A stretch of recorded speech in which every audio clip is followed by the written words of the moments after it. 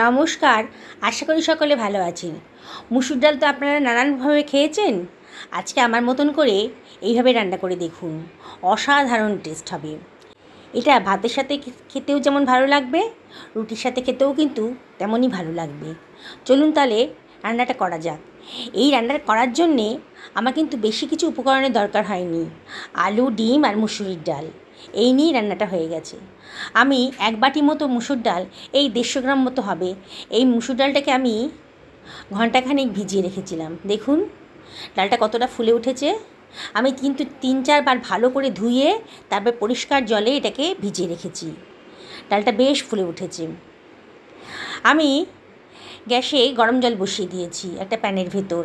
জলটা যখন ফুটে উঠেছে তখন আমি জল ঝরিয়ে মুসুর ডালটা দিয়ে দিলাম।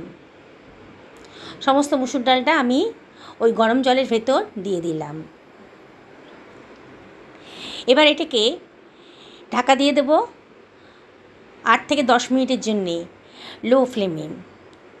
এটা হাই ফ্লেমে দেবেন না, তাহলে কিন্তু মুসুর ডালটা উতলে যাবে।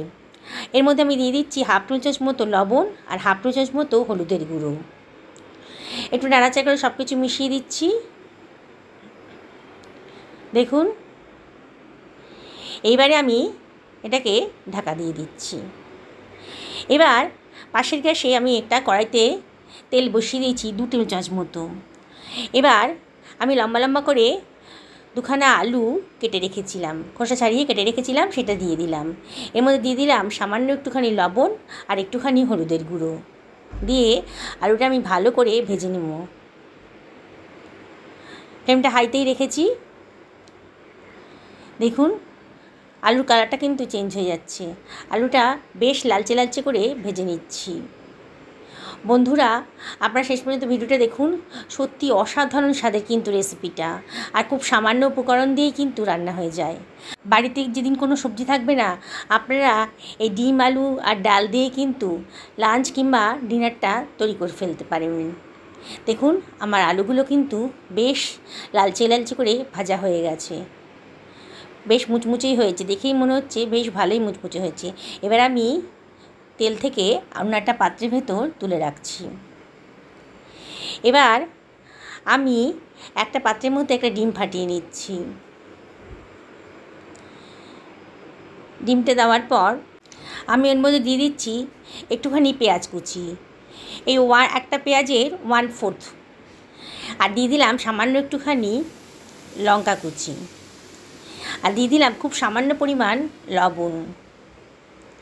এবার আমি একটা কাঁটা চামচের সাহায্যে সব কিছু ভালো করে মিশিয়ে নিচ্ছি। খুব ভালো করে মিশিয়ে নিতে হবে।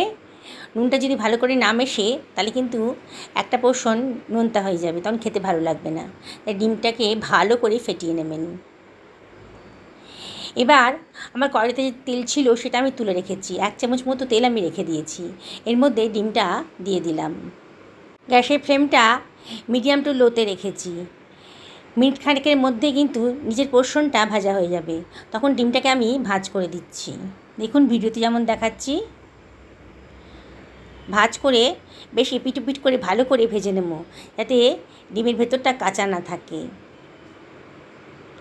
ভাজা হয়ে গেছে, এবার আমি সরিয়ে রাখছি। এইভাবে বাকি ডিমগুলোকে আমি একই পদ্ধতিতে ভেজে নেব। দেখুন আমার সবগুলো ডিম ভাজা হয়ে গেছে। আমি মোট 4টে ডিম ব্যবহার করেছি। দেখুন 4টে ডিমের মামলেট আমার তৈরি হয়ে গেছে। এবার কড়াইয়ের মধ্যে আমি দিয়ে দিচ্ছি 2 টেবিল চামচ মতো সর্ষের তেল। এবার তেলটা যখন গরম হয়ে গেছে তখন আমি এর ভিতর দিয়ে দেব 2খানা শুকনো লঙ্কা, আর দিয়ে দিচ্ছি 1 টেবিল চামচ মতো পাঁচফোড়ন। পাঁচফোড়নটা দিলে পরে খুব সুন্দর একটা ফ্লেভার আসে। পাঁচফোড়নটা যখন ভাজা ভাজা হয়ে গেছে, সুন্দর একটা গন্ধ বেরোতে আরম্ভ করে দিয়েছে, তখন আমি এর ভেতর দিয়ে দেব কেটে রাখা পেঁয়াজ কুচি। এখানে আমি একটা পেঁয়াজকে, মাঝারি সাইজের পেঁয়াজকে লম্বা লম্বা করে কুচো করে রেখেছিলাম, সেটা দিয়ে দিলাম। দিয়ে গ্যাসের ফ্লেমটাকে হাইতেই রেখেছি, অনবরত নাড়তে হবে, আর পেঁয়াজটাকে বেশ ভাজা ভাজা মতো করে নিচ্ছি। দেখুন পেঁয়াজের কালারটা কিন্তু গোল্ডেন ব্রাউন হয়ে গেছে। এবার আমি দিয়ে দিচ্ছি একটা টমেটো কুচি। একটা মাঝারি সাইজের টমেটোকে কুচিয়ে দিয়ে দিলাম, দিয়ে আবারও সব কিছু ভালো করে মিশিয়ে নিচ্ছি, নিয়ে সব কিছু নাড়াচাড়া করে নিচ্ছি। এইবারে আমি এর মধ্যে দিয়ে দিচ্ছি হাফ টি চামচ মতো হলুদের গুঁড়ো। আমি আগে হলুদ দিয়েছি ডালে, এই জন্যই হলুদের পরিমাণটা একটু কম দিলাম। আর দিয়ে দিলাম হাফ টি চামচ মতো লবণ। পরে টেস্ট করে দেখতে হবে, যদি লবণ লাগে তাহলে একটু লবণ পরে দিয়ে দিতে হবে। এবার সব কিছু ভালো করে মিশিয়ে নিচ্ছি। ভালো করে মশলাটা কষানো হয়ে গেছে, দেখুন মশলা গা থেকে কেমন তেল বেরিয়ে এসছে। খুব ভালো করে মশলাটা কষানো হয়ে গেছে। এবারে যেখানে আমি ডালটা সেদ্ধ করতে দিয়েছিলাম, ডালটায় ঢাকাটা আমি তুলে দিচ্ছি। দেখুন ডালটা আমার সেদ্ধ হয়ে গেছে, দেখেই মনে হচ্ছে ডালটা কিন্তু সেদ্ধ হয়ে গেছে। সব কিছু ভালো করে নাড়াচাড়া করে দিচ্ছি, দিয়ে একটা ডাল ঘুটুনি দিয়ে আমি ডালটাকে ঘেঁটে নিচ্ছি। মিনিট খানেক ধরে ডালটাকে ভালো করে ঘেঁটে নিলাম। দেখুন ডালটা একেবারে গলে গেছে, তাহলে কিন্তু রান্নার টেস্টটা খুব ভালো আসবে। দেখুন ডালটা একেবারে গলে গেছে, খুব সুন্দর হয়েছে। এবারে আমি এর মধ্যে দিয়ে দিচ্ছি যে পেঁয়াজটা ভেজে রেখেছিলাম, সেটা দিয়ে দিলাম। দিয়ে সব কিছু আবার ভালো করে মিশিয়ে নেব। সব কিছু ভালো করে মিশিয়ে নিতে হবে। বন্ধুরা এটা খুবই টেস্টি, আর রান্না করাটাও কিন্তু একেবারেই সোজা। আপনারা যদি আগে কোনো দিন এইরকমভাবে রান্না করে না খেয়ে থাকেন, তাহলে অবশ্যই আমি আপনাদেরকে রিকোয়েস্ট করব একদিন অন্তত এইভাবে রান্না করে দেখুন। এবার আমি এর মধ্যে দিয়ে দিচ্ছি ভেজে রাখা আলুটা। আবারও সব কিছু ভালো করে মিশিয়ে নেব। এর মধ্যে দিয়ে দিলাম কতগুলো কাঁচা লঙ্কা, 4খানা কাঁচা লঙ্কা চিড়ে দিয়ে দিলাম। কাঁচা লঙ্কারও একটা সুন্দর ফ্লেভার বেরোবে। দেখুন সব কিছু ভালো করে মিশিয়ে দিয়েছি। এবার আমি মিনিট 3-4 জন্য ঢাকা দিয়ে দিলাম। দেখুন আমার আলুটা তো ভাজাই ছিল, তা আলুটা সেদ্ধ হতে বেশি টাইম লাগবে না। 2-3 মিনিটের মধ্যেই কিন্তু আলুটা সেদ্ধ হয়ে গেছে। আবারও সব কিছু ভালো করে মিশিয়ে নিচ্ছি। দেখুন আলুটা একেবারে সেদ্ধ হয়ে গেছে। একটু নাড়াচাড়া করে দিলাম।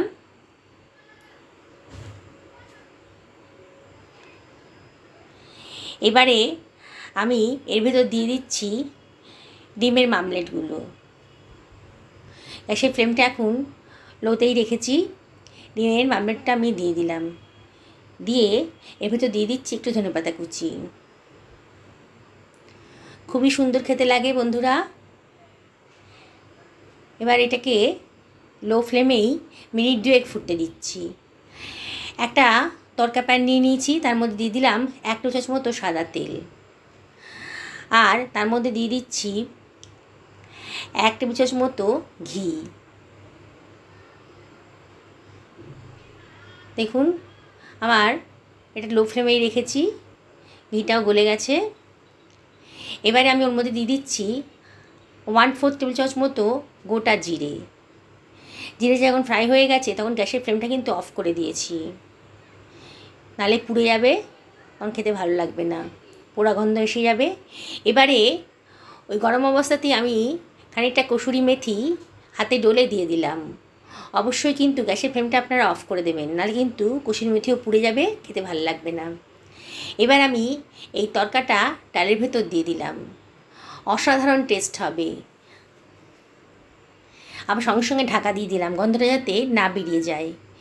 মিনিট 5 রেস্টে রেখে দিয়েছি। দেখুন আমার রান্নাটা কিন্তু হয়ে গেছে, দারুণ সুন্দর দেখতে লাগছে, আর খেতে কিন্তু অসাধারণ। আপনারা অবশ্যই বাড়িতে একদিন ট্রাই করবেন, আর কেমন লাগলো আপনাদের অবশ্যই আমাকে জানাবেন।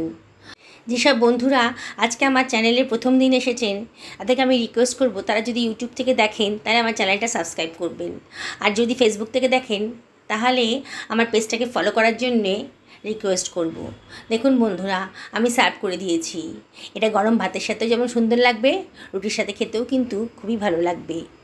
আমি আপনাদেরকে আবারও রিকোয়েস্ট করব একদিন অন্তত আমার মতো করে এই ডাল ডিম আলু দিয়ে বানান। দেখুন কত সুন্দর দেখতে লাগছে। গরম ভাতের সাথে কিংবা রুটির সাথে এরকম একটা রেসিপি থাকলে ডিনার কিংবা লাঞ্চ দুটোই কিন্তু জমে যাবে। দেখুন কত সুন্দর দেখতে লাগছে, আর রান্না করাটা কত সোজা আপনারা তো নিজেরাই দেখতে পেলেন। দেখুন বন্ধুরা কত সুন্দর দেখতে লাগছে। আপনার সঙ্গে ভালো থাকুন এই কামনা করেই আজকের ভিডিওটা এখানে শেষ করছি। আবার দেখা হবে অন্য কোনো দিন অন্য কোনো রেসিপিতে। ভালো থাকুন।